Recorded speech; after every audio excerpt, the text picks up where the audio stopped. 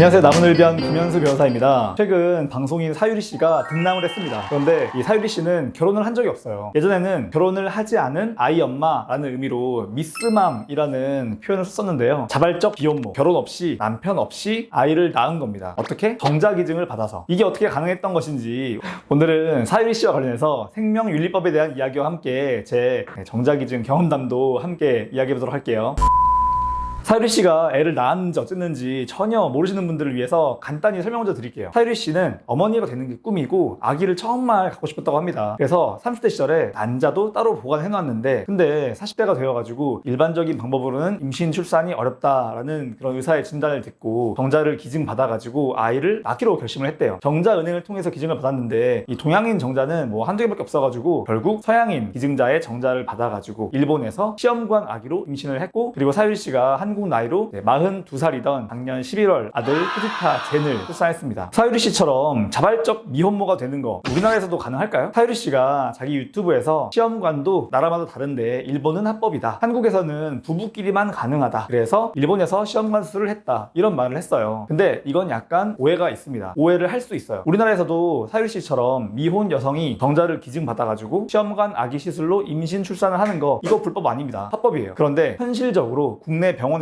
내부 규정을 이유로 미혼 여성들에게는 시술을 해주지 않고 있습니다. 사유리 씨도 국내에 있는 병원에서 정자 기증 받고 시험관 아기 시술을 하고 싶어서 이미 문의를 한 번 이상 했던 것 같아요. 그런데 거부를 당하니까 한국은 불법이구나 라고 생각을 한 게 아닐까 싶습니다. 어쨌든 불법은 아닌데 결론만 놓고 보면은 현재 우리나라에서는 사유리 씨처럼 이 미혼 여성이 정자 기증을 받아가지고 임신을 하는 것이 어렵다는 거, 법적인 부부, 그것도 남자한테 유전 질환이 있거나 남성 불임인 경우에만 정자 기증을 통한 시험관 아기 수술을 해주고 있다는 거. 그럼 우리나라의 정자 기증은 어떻게 이루어지고 있을까요? 정자 기증, 난자 기증에 대해서는 생명윤리법에서 정하고 있는데, 정자 기증을 받으려면은 보건복지부의 배아생성의료기관으로 지정을 받아야 합니다. 작년 통계인데요, 배아생성의료기관으로 등록된 병원이 전국에 무려 156개, 상당히 많죠? 의외예요. 이것만 보면은 정자 기증이 되게 활발하게 이루어지고 있는 것 같은데 사실은 아닙니다. 그렇지 않아요. 정자 기증을 하는 사람이 거의 없거든요. 그런데 정자 기증을 필요로 하는 사람들은 정말 많아요. 임신을 원하는 가임층 부부의 약 15%가 난임을 겪고 있다는 통계도 있고요. 최근 5년간 난임, 불임으로 진료를 받은 사람들은 100만 명이 넘습니다. 연평균 22만 명. 그 중에 불임, 난임의 원인이 남자에게 있는 경우가 40%라고 하니까 대충 계산해봐도 정자 기증에 대한 수요는 어마어마한 거예요. 정자 기증하겠다는 사람은 없는데, 이렇게 이 수요와 공급이 미스매치가 발생할 경우 항상 문제가 생기죠. 바로 정자를 파는 대리부 문제입니다. 대리모는 들어보신 적 있어도 대리부는 처음 들어보시는 분들 많으실 거예요. 쉽게 말해서 이 남성 불임으로 인해서 아이를 가지지 못하는 부부에게 돈 받고 자기 정자를 파는 겁니다. 당연히 불법이겠죠. 금전이나 재산상의 이익을 조건으로 정자를 제공하거나 정자를 제공하라고 유인, 알선하면은 3년 이하의 징역 처벌됩니다. 생명윤리법 제22조 3항. 그런데 이런 게 꽤 많아요. 매년 100건 정도 대리부, 대리모 소개 사이트를 적발하고 처벌하고 있습니다. 남성 불임으로 인해서 정자를 기증받아야지만 아이를 낳을 수 있는 부부들이 상당히 많은데 정자를 기증받을 수 있는 곳은 마땅히 없다 보니까 결국 이런 불법적인 경로로 정자를 기증받는 거죠. 그런데 보건복지부에서 지정한 이 배아생성 의료기관은 정자를 받아서 시험관 시술을 해주는 거잖아요. 그런데 이렇게 불법적으로 정자를 기증받으면은 시험관 시술을 어떻게 해줘요? 그래서 이런 불법적인 정자 기증은 자연수정, 말 그대로 실제 성관계를 통해서 이루어지는 경우가 많습니다. 정말 말도 안 되죠. 정자를 기증하겠다고 하는 사람이 이야기하는 각종 그런 스펙, 내가 얼마나 잘났는지 이런 것도 사실 신뢰할 수가 없고 범죄에 노출될 가능성도 매우 높습니다. 정말 위험합니다. 이거는 정말 몇 명한테 이야기한 적이 없는데 저는 사실 2012년에 정자 기증을 한 적이 있어요. 이야기하기 약간 민망하긴 한데 사실 이런 인식, 왠지 모르게 약간 좀 민망하고 부끄럽고 남사스럽고 이런 인식이 있어서 정자 기증을 하는 사람이 거의 없는 거거든요. 그때도 그랬습니다. 제가 뉴스인지 방송인지를 봤는데 정자 기증을 필요로 하는 난임 불임 부부들은 정말 많은데 정자 기증에 대한 사회적인 인식 자체가 제대로 잘 잡혀 있지 않다 보니까 아무래도 정자 기증을 하는 사람들이 없다. 그렇다 보니까 불법적인 대리부들이 판을 치고 있다, 이런 기사가 나온 거예요. 마치 그 장기 기증이나 헌혈처럼 사회적인 인식 개선이 필요하대요. 근데 저는 그 장기 기증이랑 조혈모 세포 기증 서약도 했거든요. 제 신분증에 다 써 있습니다. 혹시라도 제가